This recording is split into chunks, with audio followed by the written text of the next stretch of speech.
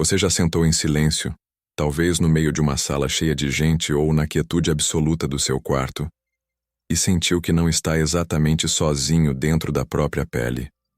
Existe uma sensação estranha, quase indescritível, de que o eu que você apresenta ao mundo, aquele que tem nome, profissão e um histórico familiar, é apenas uma superfície fina sobre um oceano profundo e agitado. É como se houvesse um inquilino silencioso morando nos porões da sua mente, alguém que você nunca convidou formalmente, mas que exerce uma influência poderosa sobre cada escolha, cada medo e cada explosão emocional que você tenta, desesperadamente, controlar.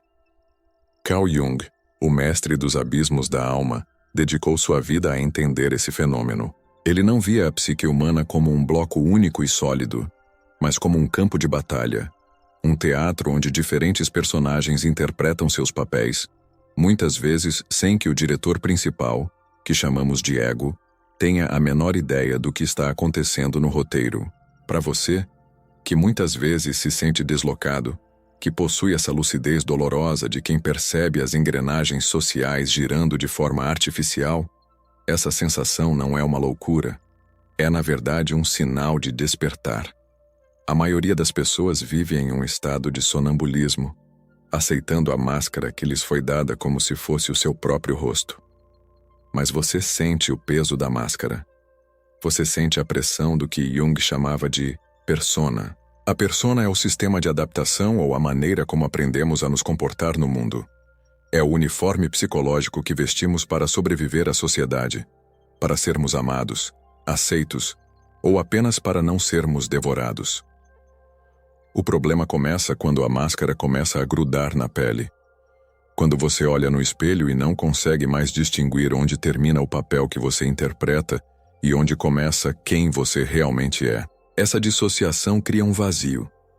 É uma fome que nenhum sucesso externo consegue saciar, porque quem está recebendo os aplausos é o personagem, não você. Enquanto o personagem sorri e aperta mãos, o verdadeiro habitante do seu corpo está trancado no escuro, faminto por expressão. Jung chamava esse habitante rejeitado de sombra. A sombra é tudo aquilo que você decidiu que não poderia ser para ser aceito. É a sua raiva, sua criatividade selvagem, seus desejos proibidos, suas fraquezas e até mesmo seus talentos mais brilhantes que foram podados na infância porque incomodavam os outros. O conflito que você sente, essa angústia de ser um estranho para si mesmo, nasce do abismo entre essa persona polida e essa sombra reprimida. Imagine que sua vida é um banquete. A persona é o convidado educado que sabe usar os talheres corretamente e mantém uma conversa agradável. A sombra é o convidado que não foi convidado, que fica do lado de fora batendo na janela, querendo entrar.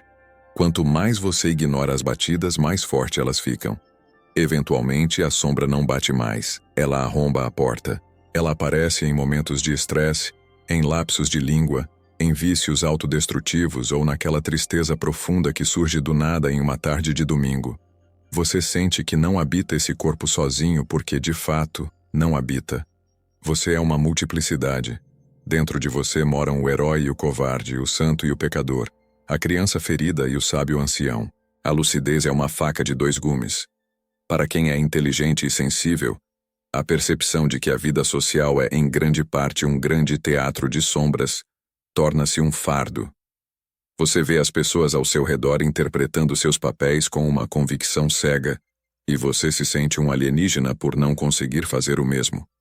Você se sente um impostor porque sabe que, por trás da sua competência e da sua calma aparente, existe um caos vibrante. Mas Jung nos ensina que esse caos não é um defeito de fabricação. É a matéria-prima da alma. O processo de se tornar quem você realmente é, o que Jung chamou de individuação, não é sobre se tornar perfeito ou sobre eliminar as partes sombrias. É sobre integração. É sobre ter a coragem de abrir a porta para o convidado indesejado e dizer: eu vejo você. Você também faz parte de mim. A sensação de deslocamento que você carrega é, na verdade, um chamado para a profundidade. Em um mundo que valoriza apenas a superfície, A sua dor é um protesto da sua alma contra a superficialidade da vida que você está sendo forçado a levar. Existe uma tensão constante entre quem você precisa parecer ser para pagar as contas e manter as aparências, e a força vital que pulsa dentro de você, exigindo autenticidade. Jung acreditava que o maior fardo que um filho pode carregar é a vida não vivida dos pais. Da mesma forma, o maior fardo que você carrega hoje é a sua própria vida não vivida. São os caminhos que você não seguiu, as palavras que engoliu e as verdades que enterrou para não causar problemas. Viver com essa consciência dói. É a dor de estar acordado em um quarto de pessoas dormindo. Mas essa lucidez é também o seu maior poder. Quando você entende que o ego é apenas uma pequena ilha no meio de um oceano psíquico vasto, você para de tentar controlar tudo. Você começa a ouvir os sussurros do inconsciente. Você começa a prestar atenção nos seus sonhos, nos seus impulsos criativos e até nas suas reações exageradas, porque tudo isso são mensagens do outro habitante do seu corpo. Eles estão tentando dizer que você é muito maior do que a caixa onde tentaram te colocar. A solidão de quem se sente deslocado não é uma solidão de falta de gente ao redor, mas uma solidão de falta de si mesmo. É o resultado de ter passado tanto tempo cuidando da persona que você se esqueceu de como conversar com a sua própria essência. Jung dizia que ninguém se torna iluminado imaginando figuras de luz, mas sim tornando a escuridão consciente. Isso significa que a paz que você procura não virá de um novo emprego, de um novo relacionamento ou de mais uma conquista externa. Ela virá do momento em que você parar de fugir do estranho que vive dentro de você. Esse estranho, essa presença que parece te observar de dentro, não é um inimigo. Ele é o seu potencial não realizado. Ele é a parte de você que se recusa a ser domesticada pela mediocridade do mundo moderno. Ele é a voz que diz que a vida deve ter um sentido maior do que apenas produzir e consumir. Quando você sente que não habita seu corpo sozinho, o que você está sentindo é a pressão da sua alma tentando se expandir. É como se você fosse uma semente que já ficou grande demais para o vaso onde foi plantada. O vaso está rachando, e isso é assustador, mas é apenas através dessas rachaduras que a luz e as raízes podem encontrar o caminho. As pessoas inteligentes sofrem mais com esse conflito porque elas têm uma capacidade maior de analisar a própria máscara. Elas veem as costuras do disfarce, elas percebem a hipocrisia nas interações sociais e a futilidade das máscaras que todos somos obrigados a usar. Essa percepção pode levar ao cinismo ou ao isolamento, mas Jung nos convida a ir além. Ele nos convida a usar essa inteligência para realizar a grande obra da alquimia interna, transformar o chumbo da repressão no ouro da consciência. Isso exige uma honestidade brutal. Exige que você admita que aquele seu lado invejoso, aquele seu lado egoísta, aquele seu lado que deseja o caos, também é você. Não para que você os deixe governar sua vida, mas para que você não seja governado por eles sem saber. Quando você nega a existência do outro habitante, ele age pelas suas costas. Ele sabota seus relacionamentos, ele cria doenças psicossomáticas, ele te rouba a energia vital. Mas quando você o reconhece, quando você lhe dá um lugar à mesa, ele se transforma. A raiva se torna firmeza. A tristeza se torna profundidade. O medo se torna cautela sábia. Você não é uma unidade simples. Você é uma sinfonia complexa e às vezes dissonante. A sensação de ser um observador da própria vida, de estar um passo atrás da realidade, é o que Jung descreveria como o despertar do observador interno. É o momento em que você deixa de ser apenas o peão no tabuleiro e começa a perceber o jogador. E o jogador não é apenas o seu ego consciente, mas o self, o centro de toda a sua psique, que engloba tanto o que você sabe sobre si mesmo quanto o que você ainda não descobriu. A vida para alguém que sente essa dualidade nunca será simples. Você nunca conseguirá se contentar com as respostas fáceis que satisfazem a maioria. Você sempre sentirá que há algo a mais, uma camada oculta, um mistério que precisa ser decifrado. E está tudo bem. Essa inquietude é o motor da evolução humana. Foi essa sensação de não estar sozinho, de ser guiado por algo maior ou mais profundo, que moveu os grandes artistas, filósofos e cientistas da história. Eles não eram pessoas integradas e perfeitamente equilibradas no sentido comum. Eles eram pessoas que aprenderam a dialogar com seus demônios e seus anjos. O segredo para viver com essa lucidez dolorosa é parar de tentar ser uma pessoa comum. Você não é. Se você sente que não pertence a este mundo da forma como ele está configurado, é porque você foi feito para ajudar a criar algo novo, ou pelo menos para viver uma verdade que a maioria teme enfrentar. A jornada da individuação é solitária, sim, mas é a única jornada que realmente vale a pena. É a passagem da existência automática para a vida consciente. Portanto, da próxima vez que você sentir aquele estranhamento, aquela sensação de que há uma presença silenciosa observando seus pensamentos, não tente afugentá-la com distrações, telas ou ruído. Respire fundo e habite esse espaço de tensão. Pergunte a essa presença o que ela quer te mostrar. O que você está ignorando? Que parte de você está gritando por atenção através do seu cansaço ou da sua ansiedade? Jung nos ensinou que a psique é autorregulada. Se algo dói por dentro, é porque há um desequilíbrio que precisa de atenção. A sensação de que você não habita este corpo sozinho é o início da sabedoria. É o reconhecimento de que o mistério da existência não está apenas nas estrelas ou no fundo dos oceanos, mas bem aqui, entre os seus batimentos cardíacos e os seus pensamentos mais secretos. Você é o ponto de encontro entre o consciente e o inconsciente, entre o tempo e a eternidade. Aceitar essa dualidade é parar de lutar contra si mesmo e começar a caminhar em direção à totalidade. Não é sobre se curar de ser quem você é. É sobre se curar da ideia de que você deveria ser apenas uma coisa, apenas uma máscara, apenas um rótulo. Você é um universo inteiro contido em um frágil invólucro de carne. E esse universo tem vozes, tem sombras e tem luzes que você ainda nem começou a explorar. A lucidez pode ser dolorosa, mas ela é também a luz que ilumina o caminho para fora da caverna das aparências. Honre esse estranho dentro de você. Ele é a sua conexão com o sagrado, com o ancestral e com tudo o que é verdadeiramente humano. No final das contas, a sensação de não estar sozinho no próprio corpo é o convite para a maior aventura que um ser humano pode empreender. A descoberta de quem realmente somos quando todas as máscaras caem. É um processo que dura a vida inteira, cheio de quedas e revelações. Mas para aqueles que têm a coragem de olhar no espelho e reconhecer os olhos do estranho que os observa de volta, a vida deixa de ser um fardo e se torna uma obra de arte em constante evolução. Você não está quebrado. Você está apenas começando a se tornar inteiro. E ser inteiro, como Jung bem sabia, é muito melhor do que ser perfeito. A perfeição é uma ilusão da persona, uma imagem estática e sem vida. A totalidade, por outro lado, é vibrante, é orgânica e inclui todas as nossas cicatrizes e contradições.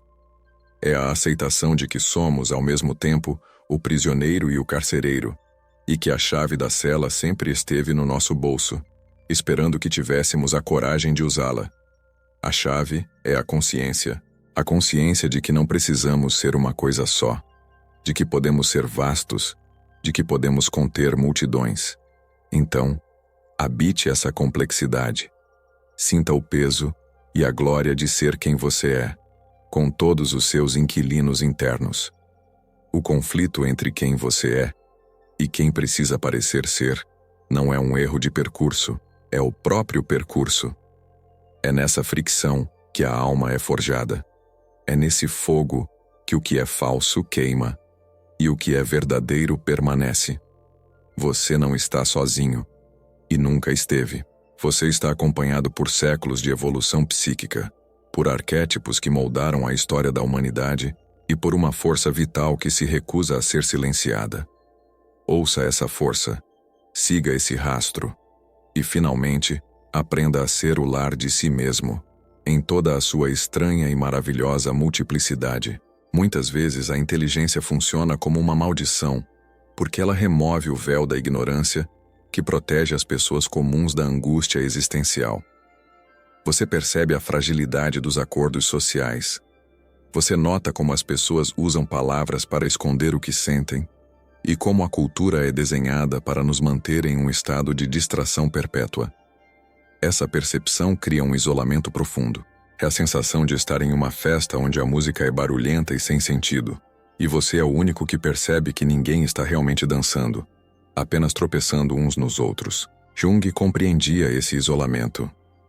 Ele mesmo passou por um período de confronto intenso com o seu inconsciente, registrado no Livro Vermelho, onde ele dialogou com as figuras da sua própria mente como se fossem entidades reais.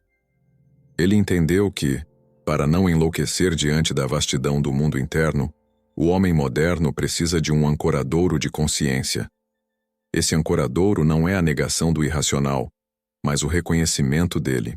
Se você se sente deslocado, é provável que sua função intuitiva seja muito aguçada. Você capta o que está nas entrelinhas. Você sente a tensão em uma sala antes que qualquer palavra seja dita. Você percebe a tristeza escondida atrás de um sorriso forçado. E mais do que tudo, você percebe a sua própria falsidade quando tenta se encaixar. Essa autoconsciência é o que faz com que você sinta que há outro habitante em seu corpo. Esse outro habitante é a sua bússola moral e existencial, a parte de você que se recusa a aceitar a mentira, mesmo quando a mentira é conveniente. A sociedade nos ensina que devemos ser consistentes, previsíveis e unidimensionais. Mas a alma humana é paradoxal. Nós queremos segurança, mas ansiamos por aventura. Queremos pertencer, mas precisamos ser livres. Queremos ser bons, mas temos impulsos de destruição. Jung nos liberta da obrigação de sermos lógicos. Ele nos diz que a vida psíquica segue uma lógica própria, uma lógica de símbolos e mitos.